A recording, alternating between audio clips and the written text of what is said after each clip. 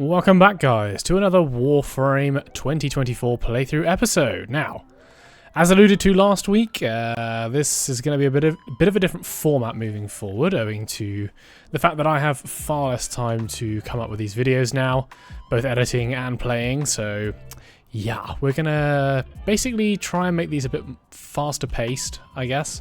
And they're probably going to be a bit shorter just generally, so this will be kind of the last time you see me doing this little intro at the start. I imagine in the future we'll probably just be down in missions as soon as we start the episode, and I'll probably try and just explain what we're going to be doing as I'm playing, rather than taking the time out to do this.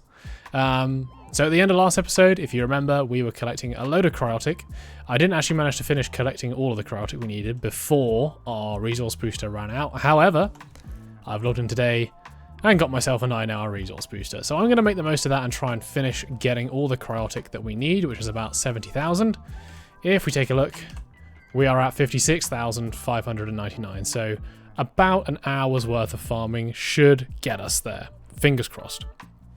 Maybe slightly more than that, actually. So I'm going to stop talking and we're going to get straight into it. Just a quick note here. Although these missions aren't really lucrative for like resources other than cryotic, we are actually going to have a lot of stuff once we finish this. Like 70k is a lot to farm, and particularly stuff like, you know, Axii relics. You don't really realize that you're getting them when you're doing this, but every 4 excavators we do, we get an Axii relic. So I'm kind of thinking we might have a few after this, and also our endo. I haven't looked at our endo for ages, and I think that's probably going to be quite a lot now as well. At least probably as much, or at least I hope as much as we're ever going to need. Well, we did it. We've got enough, just. And if we look at our endo... Oh, we can't look at our endo here, can we? But we can look at our endo if we go to mods. 153,800. Oh my god. A lot of mods as well, actually. What else? Oh yeah, Axii relics. Let's see how many Axii relics we've got. So 10, 24, 33, 48, 59, 67, 77. That is a lot of relics. Alright guys, so I'm just collecting up a few prime parts right here, which I can trade in for Duccats. Baro has arrived. He has a couple of weapons which we still don't have. He has the Super Vandal and the Prisma Scanner, which, yeah, we still need. I can't believe we haven't got all of the weapons from Baro yet, but I guess we haven't. So that's what I'm doing now. And yeah, I've actually been noticed quite a few times today in games. People have been, you know, saying they like the series, which is really nice to see. I barely ever, obviously, I'm not, you know, not one of the higher subscribed Warframe YouTubers in the world, but yeah, I've actually been spotted quite a few times by people in game today, so it's been really nice.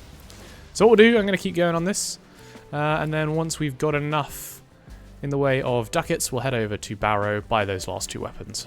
Alright guys, so we've now bought the Prisma Scanner and the Super Vandal. There's a few other things in here that I would like to be able to buy, like Prime Chilling Grass might be quite nice, as well as Voltaic Strike, but right now they're not our priorities. They're not really going to improve our builds all that much right now that we're using, so we're going to leave them be, and yeah, we're going to move on to the next thing on our list. Alright, so looking at what we have to collect in terms of resources, obviously for Cambion Drift, I'm leaving it be for now because we're going to be using a lot of these resources to get the Seriglass Shards, which are actually also on this list. We just need to get a load of tokens to buy those. Zariman, we still got to get a few Void Plume Pinions and Void Plume Quills. Sanctum Anatomica, we also need to get a single Below Voca, and then we're done there. We've got to do a bit of farming on Ophelia for some more Plastids and Polymer Bundles, although not much, to be honest. Circulus, we still need some Luothrax Plasm, and then in terms of our miscellaneous stuff, yeah, we're going to need quite a bit. So you can see here the amount of Fieldron and also Mutagen Mass in particular that we're going to need to get a hold of. Vein Thorns we can do separately, that's not an issue. We don't need a resource booster or anything for that. So I'm going to kind of just park that for the moment, and then we're going to need also a ton of Ferrite, which we'll get at the same time as farming our Argon Crystal. So that's going to be the last thing that we do. So really all we got to be focusing on right now is going to be getting our Platinum up, as well as doing all of the invasion missions with Fieldron and Detonite that we possibly can, as well as Mutagen Mass, obviously. Although I think last time we did our playthrough, all of the Mutagen Mass weapons we just bought with Platinum. Like, We just bought the mutagen mass with platinum. It's 10 platinum each, so that's like 970 platinum right there. So obviously we want to bring that down a bit. But yeah, we are going to have to get ourselves a load of platinum to just buy all of that in one go, which kind of sucks, but it's going to be quicker that way. And yeah, we're obviously not going to have enough time to do it in 1 week or 2 weeks or even 3 weeks probably. So yeah, it's getting a bit tight for time. And with my new job, everything's a bit up in the air as to when I can play, but we're going to do our best. So I'm going to get on and actually start farming up platinum. I'm going to try and do it at the same time as getting the stuff we're going to need on Deimos. So let's just quickly hop back into the orbiter. Okay guys, so I've bought a 3-day resource booster. What we're going to do isolation vaults basically over and over and over again, because you can actually get the resources that you need for all of the tokens by doing isolation vaults, and we obviously get double resources from doing them with our resource booster. So we're just going to open the vault. We're not going to do anything past that point, and we'll just rinse and repeat over and over. Hopefully we get some parts on the side for Arum Spinoza and Sporothrix, which we can then sell off for platinum, but I do not have high hopes for that. So yeah, we'll have to kind of just wait and see how it goes. So if I go over to, let's see, daughter right here. Oh my goodness, hold on a minute, a bit of dialogue coming in. Right, so in terms of exocrine assignments, you can see that a lot of these things you will just get from crates by doing the isolation vaults, which is nice. That's why I'm not marking them off on the sheet right now, because we're going to use them all up to get all of these anyway, which is kind of annoying, but you know, there's not much else we can do really. And the reset timers on these are pretty big. We're going to have to do another reset. Oh no, maybe not on father actually, but on mother we will, so bear with me a moment. Anyway, over at father, parts for acquisition, again, a lot of this stuff you just get from doing isolation vaults over and over again. We're going to get as much of this stuff as possible.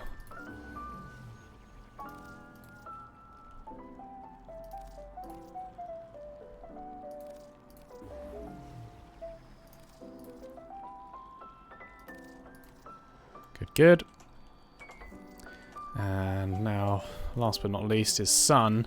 Now, Sun is actually the only one who we can't get the resources for, so we need the tags from collecting wildlife, but we can do that very quickly. Another bit of dialogue right here. So yeah, if we take a look at Capture Deimos Wildlife, you can see I am really not very far up on this, but we do get double tags with the resource booster, so that's nice. And you don't actually need that many of Sun's tokens for grandmother tokens. It's kind of one of those that's, yeah, you only need like 2 or whatever it is. So let's just have a quick look if we can get any more daughter tokens, but we want to try and get this maybe. Oh yeah, Otak. Whoopsie. I believe I've already actually spoken to Otak, so let's look at extraction expeditions. Yeah. Ooh, this could be interesting though.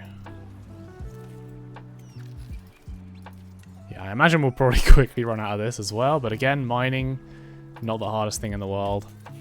And we do get some of this stuff actually from opening the crates in the vaults, so that's nice. So let's head back over to Mother. Grandmother, sorry.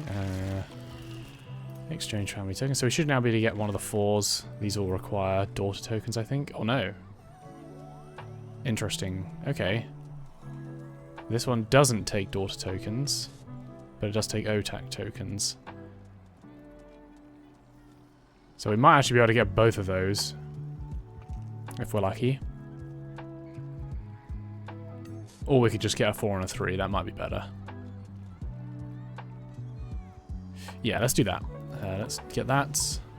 And then this one, right? We just need more Otak tokens. So, yeah.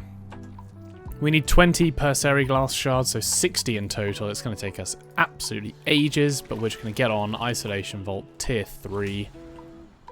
And, yeah, just basically plow our way through it, I think. So I thought it would be useful to just show kind of one of these runs, just so you guys can see kind of how I'm doing it.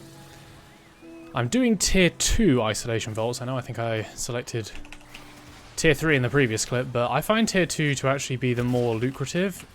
For platinum at least, which we're trying to get alongside, because the Arum Spinoza parts are generally worth a bit more than the Sporothrix parts. So if you happen to get a rivet, which is obviously the rare part, it's pretty hard to get. But if you do get one, then obviously that's like 60 platinum as opposed to 30 platinum for the Aram Spinoza Guard or any of the Sporothrix parts.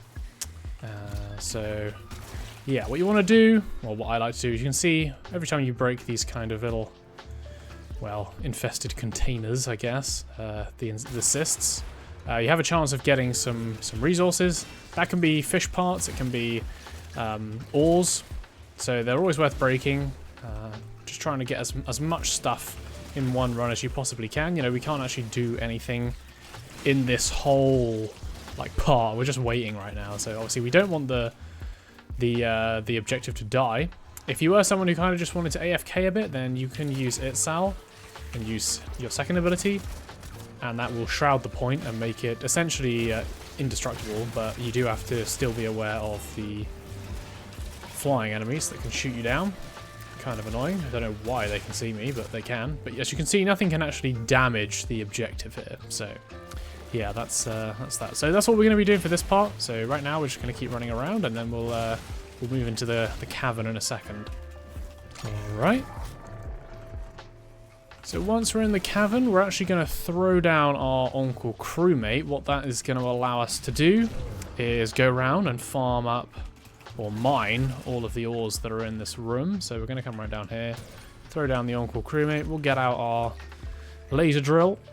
If you are on tier 3, you will get a lot more in the way of ores down here, or, you know, veins to mine. But for tier 2, I actually find it's pretty much the perfect number to go around and collect before the gate opens to the next area. So yeah, that's what this phase is about, guys. So again, you know, we'll just kind of skip forward. Once you get here, just go and mine a load of stuff.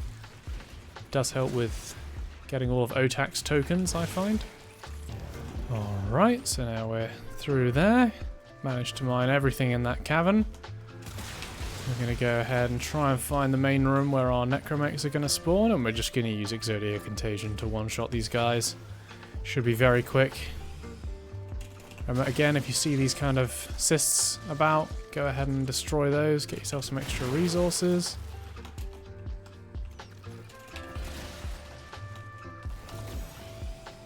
Keep going. One more to kill. There he is. So now we want to go ahead and find the vault. I'm going to open that real quick.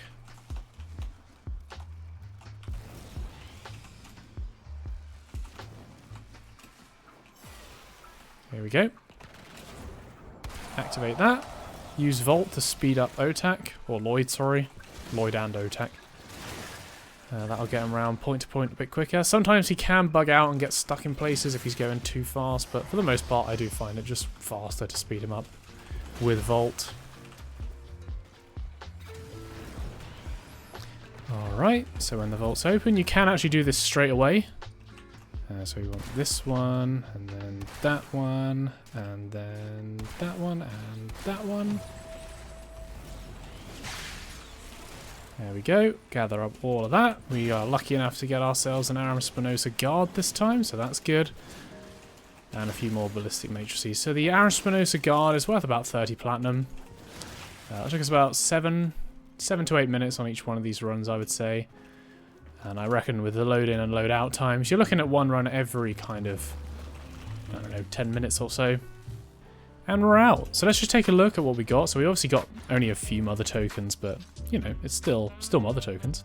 We got some Adramalium, we got, you know, Dendrite Blastoma and Biotic Filters, Embolos, a load of Lucent Terror Globes, Spinal Core Sections, the Guard, obviously, Spoilate Sac. This one was actually not a very lucrative run overall. But we still, you can see, you know, get a wide range of stuff, which we can then use to trade in for tokens. So first of all, we go to Daughter. I'm pretty sure I've basically bought everything I need to from here anyway. Bar this one, we just need to gather up some Ocular Stem Roots, which you can actually get from Isolation Vaults. They're just a bit rarer.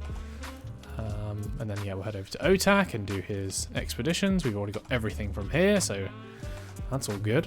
And then obviously we go over to Father, Parts Requisition. Look at that, we can get one more here. That's nice.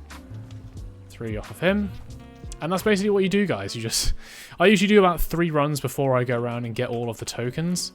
And then, yeah, once you've obviously got kind of 10 of each, you can go over to Mother and exchange. We only need one more before we can get another Seriglass shard, but unfortunately, they're all daughter tokens, which kind of sucks. So yeah, that's what I've been doing, guys, for like the last hour or so, and I'm going to keep going for a bit longer. I am very much running out of time right here, so yeah, this might well be just the last clip, and then we'll have to round out the video. Right, guys, we'll have to round out the video there, unfortunately. Like I said, I am running out of time now to make these each week, so they're going to be a bit shorter than we used to. But hopefully it's still been enjoyable. I've tried to keep it a bit more condensed and show a bit more gameplay, so yeah, hopefully you guys can get a better idea of what the grindy stuff is that I'm doing. I probably managed to gather up about 200 plats worth of items from Deimos. I should point out that it's not as lucrative as doing like relic opening.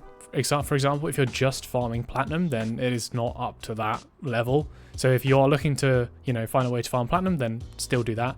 But in terms of obviously getting the materials for Deimos alongside it, it's actually really, really good. So yeah, that's what we're going to be doing, guys, probably for a while, and just gathering up platinum alongside, which we're going to need a lot of. And obviously we'll be doing the invasion missions as well as we go. In fact, let's just have a quick look. Don't think there's really any that are worth doing. What's this one? Mobile defense, no thanks, that's just way too long. So yeah, we'll finish the video there, guys. If you did enjoy, please leave a like and subscribe, and I will catch you in the next one. I'll see you later, guys.